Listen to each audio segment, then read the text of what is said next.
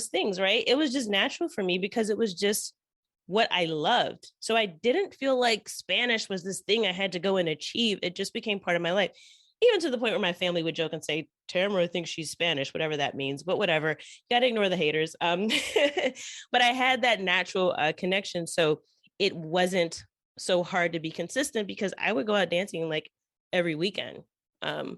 So in that little picture there, this was actually Salsa Congress. So for those of you who are familiar with Latin dance, it's like a dance festival.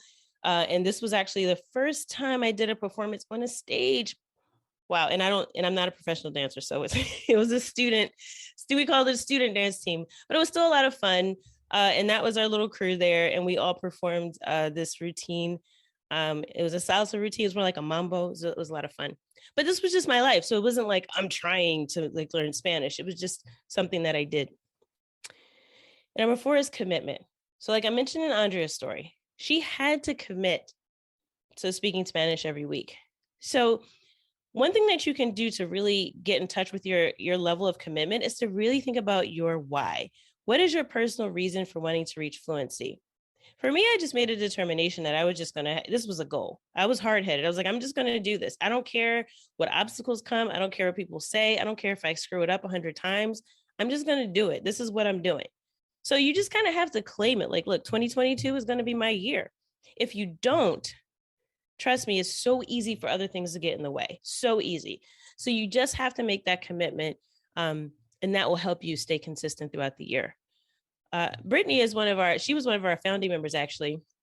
She maintained at the time, and this has been a little while since then, so who knows right now, we're probably in the thousands. She maintained a 549-day consistency streak.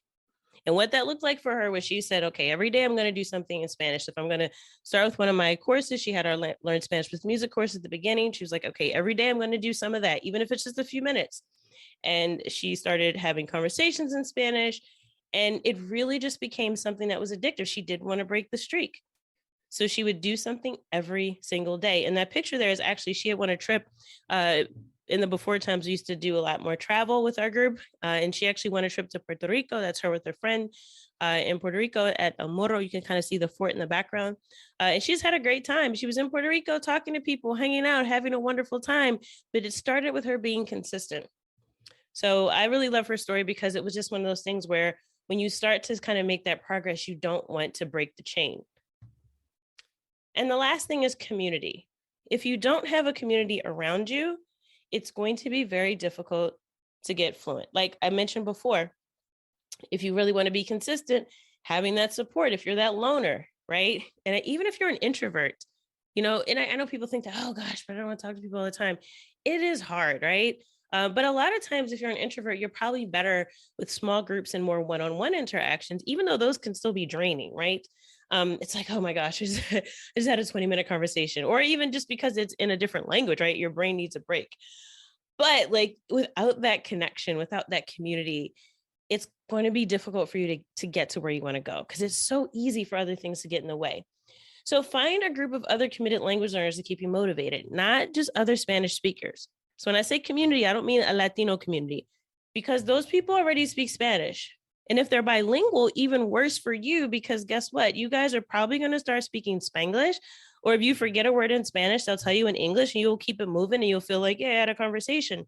And that's great. That's fun if you have friends like that to talk to. But for learning language, you need people that are in the trenches with you, someone else who is also learning Spanish, who will understand when you call them and say, oh my gosh, el subjuntivo, I'm studying it. It makes no sense. How come if I say, creo que, I don't have to use the subjunctive, but if I say, quiero que, I do, like whatever, like little random thing. Your native Spanish speaking friends don't even understand what you're talking about. Because one, they're just like, that's just the way we talk. They're not going to have an explanation for you.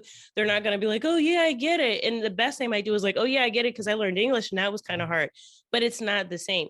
You really do need to be around other Spanish learners because they will keep you going. They might even give you some tricks of things that they did to help them get over it. Because learning from other people who learn the language, so much easier than native speakers, because as native speakers, look, as a native speaker of English, if someone comes to me and says, why do you say this morning instead of today morning? And I like, because that's how we say it. It's this morning. It's the morning of today. but we don't say the morning of today because that just doesn't sound right and it makes no sense. I can't give you like a good grammatical explanation, right? And most native speakers of Spanish are the same way. It's like, but why is it this and not that? Because that's how it is. So again, having that community of other language learners is really, really important to help you stay consistent, because it'll kind of keep you from getting frustrated with not getting the answers that you need or having people that understand you. Okay, so these are the 5 C's of consistency: clarity, having regular conversations, so having a clear goal, having regular conversations, connection, your personal connection with the language, committing to reaching your goal, and having a community around you to keep you supported and keep you moving.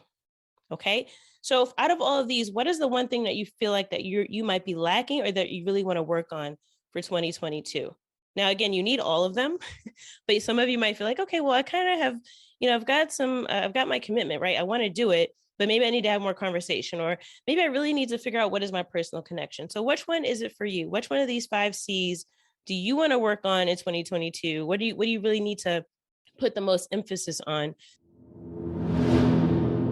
I hope you enjoyed that excerpt from our workshop, The 5 Simple Steps to Conversational Fluency. As promised, if you unfortunately did not get to attend our workshop live, I'm giving you the opportunity now to check out the replay. Now, you'll be able to watch the full workshop only through this Sunday. That's Sunday, January 30th, 2022. So if you're listening to this after January, like I said at the beginning, lo siento, pero.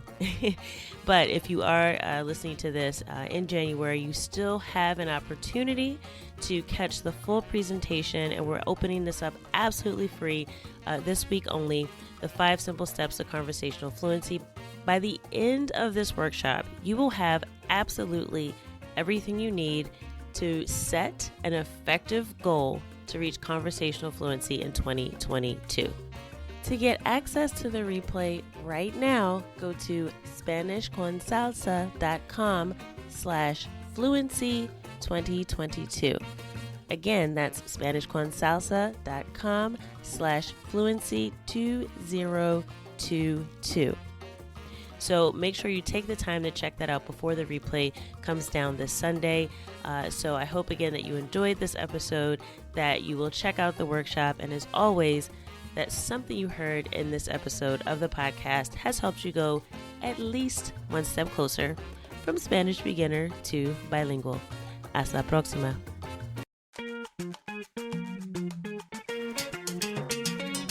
Thank you for listening to the Learn Spanish con Salsa podcast at learnspanishconsalsa.com.